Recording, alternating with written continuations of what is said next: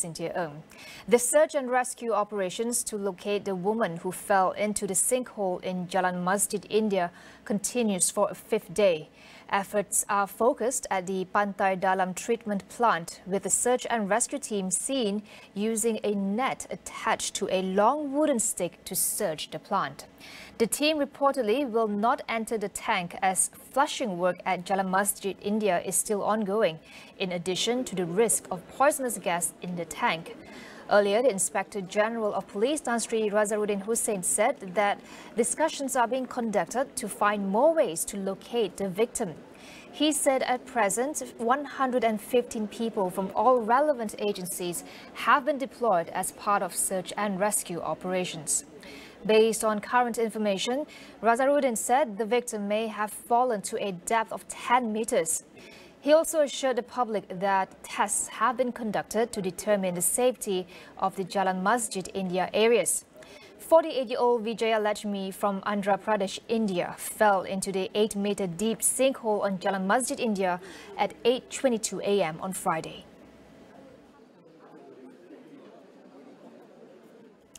Tan Sri Muhydin Yassin has pleaded not guilty to a sedition charge in the Sessions Court in Gua Musang for remarks made during the Negeri by-election campaign. The charge was read to the former Prime Minister before Judge Nik Tarmizi Nik Shukri.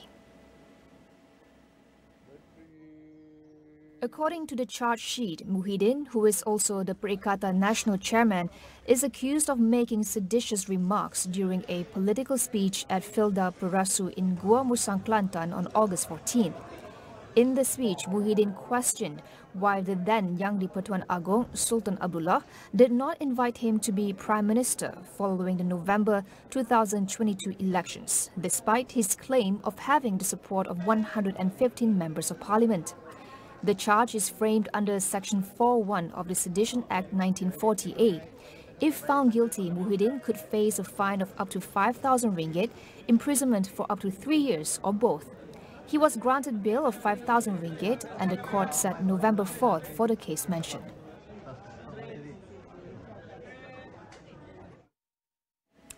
The government has no plans to delay the requirement for social media platforms to obtain a license in order to operate in the country. Nonetheless, Communication Minister Fahmi Fadzil says that Malaysia is open to discussions with industry groups like the Asia Internet Coalition (AIC), which has urged the government to pause the implementation. The AIC, whose members include major tech companies such as Google, Meta and X, expressed concerns in an open letter to Prime Minister Datuk Sri Anwar Ibrahim, citing a lack of clarity regarding the proposed regulations. Under the plan, social media platforms and messaging services with more than 8 million users will be required to obtain a license and may face legal action if they fail to comply by January 1st next year. Speaking to reporters, Fahmi emphasized that big tech companies must respect and comply with local laws if they wish to operate in Malaysia. He added that earlier engagements with representatives of social media firms on the plan had been positive. Separately, Grab Malaysia has clarified that it is not part of a protest against the country's new social media licensing regulations. The company says it was not informed or consulted about the recent open letter addressed to Prime Minister Datuk Sri Anwar Ibrahim by the Asia Internet Coalition (AIC). In a statement, Grab said it remained committed to collaborating with the government and contributing to the country's development. It added that the proposed regulation do not affect its operations. This came after a report on the AIC's open letter, which cited Grab as a member of the industry group. The police are stepping up checks and security along the Malaysian Thai border to prevent individuals infected with Mpox from entering the country. Inspector General of Police Tan Sri Muhydin Yassin says that the General Operations Force will focus on monitoring the numerous red lanes along the borders. He said there were about 151 General Operations Force posts in several states bordering Thailand, including Kelantan. Previously, Home Minister Datuk Sri Saifuddin Nasution Ismail said that the ministry is concentrating its monitoring efforts on 4 main entry points into the country: KLIA Terminals 1 and 2, the Sultan Iskandar Building and the Sultan Abu Bakar Complex to prevent the spread of Mpox. He also mentioned that the ministry is keeping track of red lanes along the borders, particularly around Sungai Golok.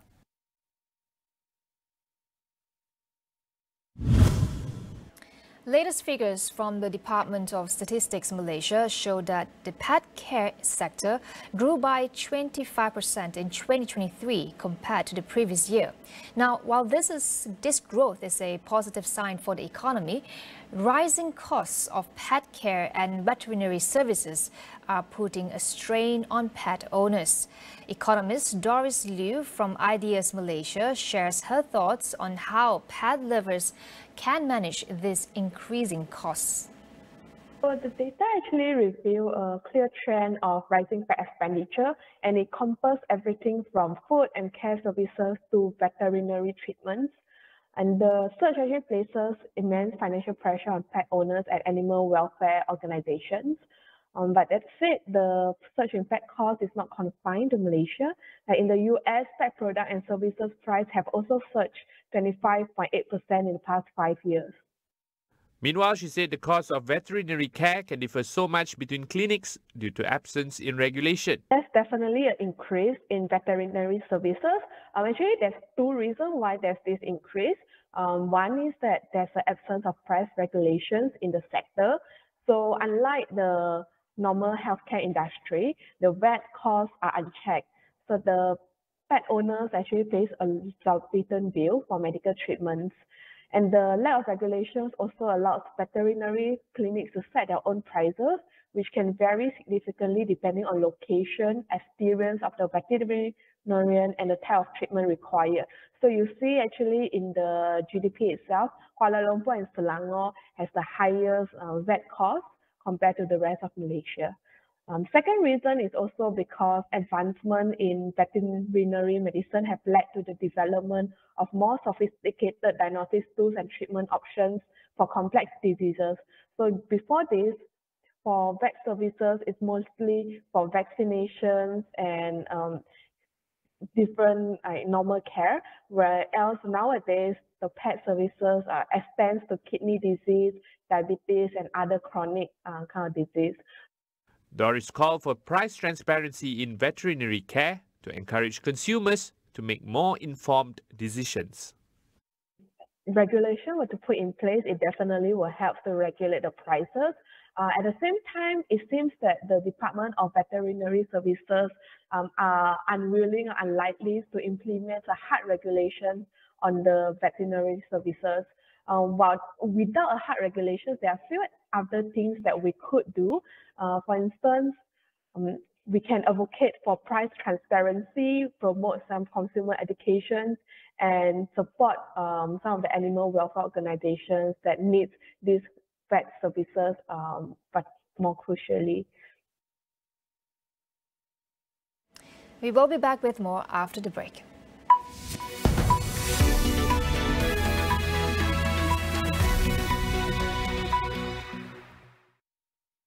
Satu dekad penuh gemilang, sepak takraw kini kembali penuh dengan aksi mendebarkan. Dapatkan tiket anda sekarang. Pelanggan Astro juga boleh memenangi tiket di aplikasi My Astro. Jangan lepas peluang keemasan ini.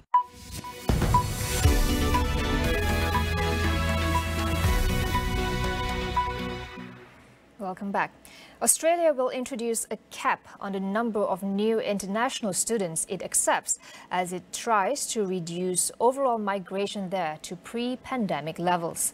Education Minister Jason Clare says the number of new enrolments will be limited to 270,000 for next year.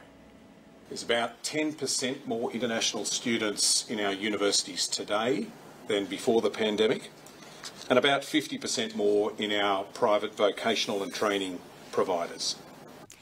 The decision followed a number of actions that ends COVID-19 related benefits for foreign students and workers introduced to help businesses hire locally during the pandemic.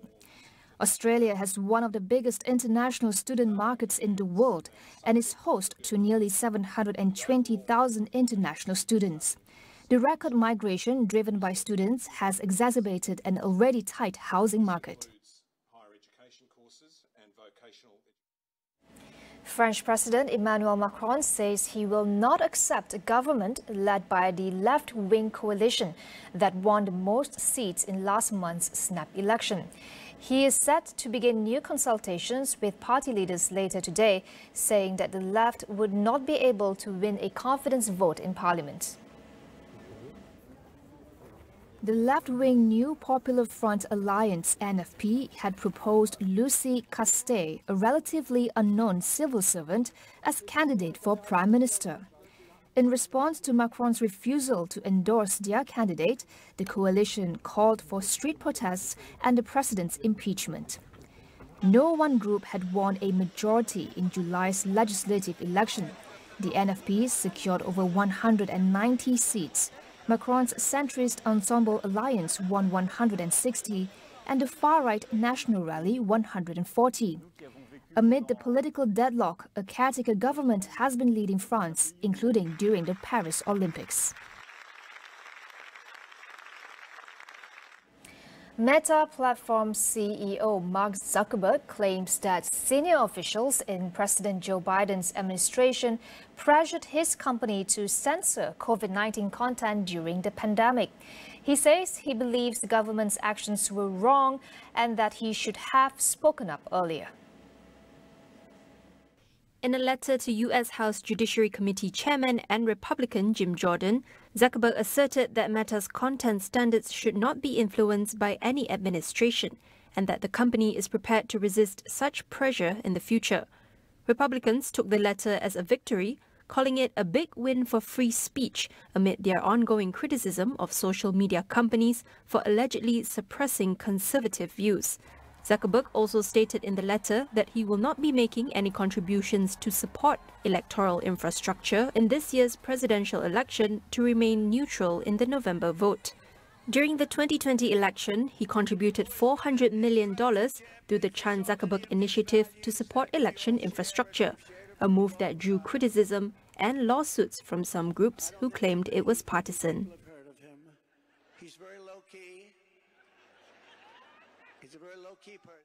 Travis King, the American soldier who crossed the border from South to North Korea, is expected to plead guilty to charges of desertion and assault. His plea and sentencing hearing are scheduled for next month at a military base in Texas. According to his lawyer, King plans to plead guilty to 5 of the 14 charges filed by the Army as part of a plea deal with prosecutors. He is expected to plead not guilty to other charges, including possession of child pornography, which the Army is likely to withdraw. King was stationed in South Korea as part of a unit rotation when he crossed the military demarcation line into North Korea in July 2023. His release was negotiated by Swedish officials who brought him to the border with China. Details about his treatment in North Korea, his reasons for fleeing, and why Pyongyang expelled him remain unclear, but the US has stated that no concessions were made to secure his release. In Sudan, at least 60 people have been killed after a dam burst due to heavy rainfall. Search operations are ongoing, but there are fears that the death toll could rise further. The Arbat Dam, with a capacity of 25 million cubic meters, is the main source of drinking water for the coastal city of Port Sudan, where the military government is based. The dam's collapse in Red Sea State has washed away farms and villages downstream. The heavy rainfall has also damaged a major fiber optic cable, causing a communication outage in many parts of the country for the second consecutive day. Sudan has been ravaged by civil war since last April, forcing millions from their homes and leading multiple states to declare famine. That wraps up AWANI Tonight. I'm Cynthia Ng. Thank you for watching. Good evening.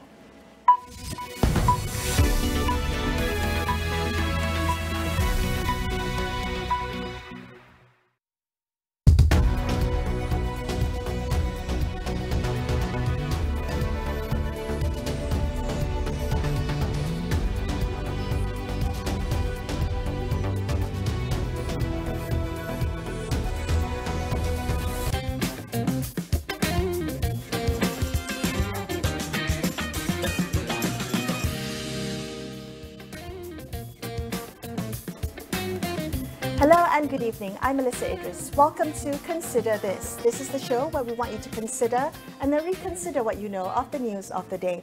The race to save the critically endangered Malayan tiger has taken on new urgency after a spate of alarming deaths of this already critically endangered species. Now, it's estimated there are less than 150 Malayan tigers left in the wild.